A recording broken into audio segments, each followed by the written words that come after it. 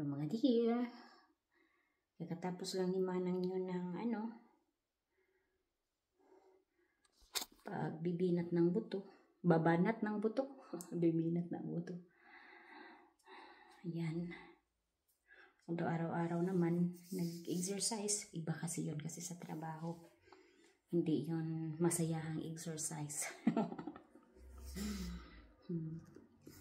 Ito yung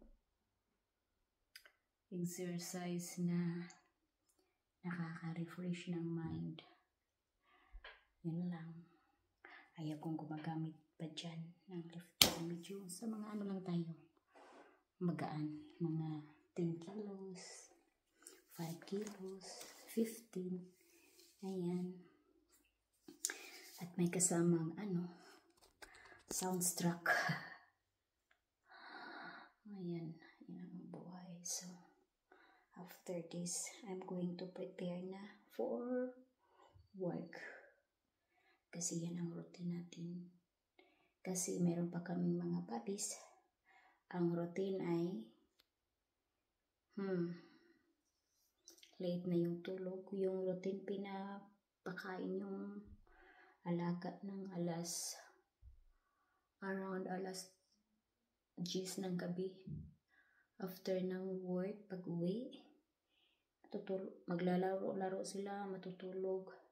And then, magigising naman sila around past 4, kadalasan past 3.